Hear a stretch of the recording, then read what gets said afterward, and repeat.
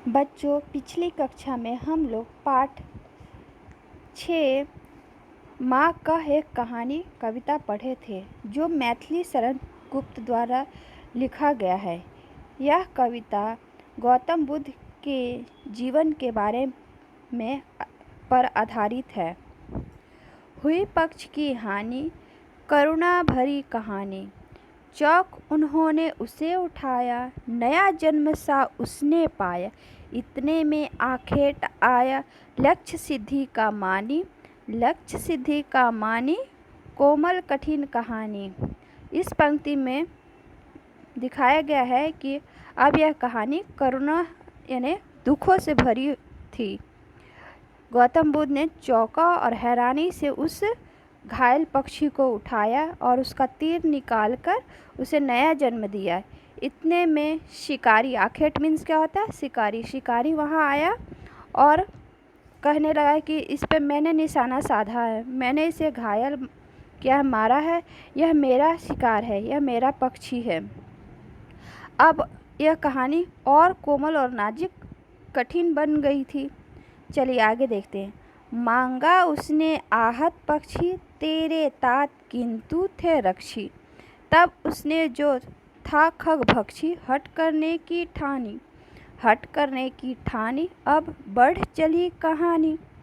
अब वह जो शिकारी था वह आहत घायल पक्षी को मांगने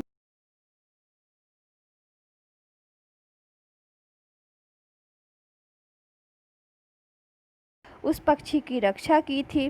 वह उस पक्षी को उस शिकारी के हाथ में नहीं देना चाहते थे, पर वह खग भक्षी, वो जो शिकारी था, जो पक्षियों को घायल करने वाला था, मारने वाला था, वो बहुत हट करने लगा, जिद करने लगा। अब ये कहानी और आगे बढ़ चली। हुई विवाद सदैव निर्दय में, उभय आग्रही थे स्व विषय में, गई बात तब न्यायालय में, सुनी सभी ने जानी, सुनी सभी ने जानी, व्यापक हुई कहानी। अब यह विवाद, यह झगड़ा बहुत बढ़ गया था। यह विवाद किस बीच में था? एक इस पंक्ति में दिया गया है कि यह विवाद एक सदय और निर्दय में थी। सदय मीन्स दया करने वाला और निर्दय मीन्स कठोर हृदय वाला। अब एक जो बचाने वाला था, जो दया दिखाने वाला था, जिसने पक्षी को दया दिखा के बचाया, और निर्दय जिसने मारा, उसको घायल किया। और दोनों ने, अब यह बात कहाँ पहुँच गई? न्यायालय में। दोनों ने अपने बारे में न्यायालय में अपनी बात बताई। अब यह कहानी पूरा व्यापक हुई, मतलब फैल गई, पूरा कहानी फैल गई चारों तरफ। राहुल तू निर्णय कर इसका, न्याय पक्ष लेता है किसका?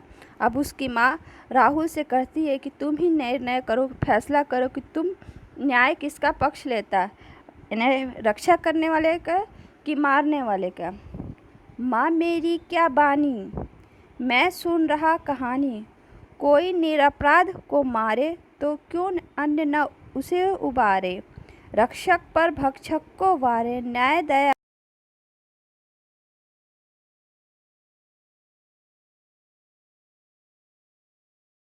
तुम ही बताओ राहुल कि तुम कैसा फैसला लेता है, यानी जो कैसा न्याय करता है, तुम किसके पक्ष में होते, मारने वाले की कि बचाने वाले की? वो बोलता, माँ मेरी क्या बानी, मैं तो तुम्हारे मुंह से कहानी सुन रहा हूँ, लेकिन कोई निरपराध बिना दोष के कोई किसी को मारे तो क्या उसे दूसरा कोई भी नहीं बचाएगा? रक्षा करने वाला मारने वाले से बड़ा होता है, बचाने वाला मारने वाले से बड़ा होता है। न्याय भी बचाने वाले के प्रति दया और प्रेम का पात्र होगा। न्याय भी उसी के प्रति दया और प्रेम का पात्र होगा। इसलिए हमेशा मारने वाले से बचाने वाला बड़ा होता है और न्याय भी उसी के पक्ष में होगा। धन्यवाद बच्चों, इस कविता को आप लोग अच्छे से याद कर लीजिएगा। धन्यवाद।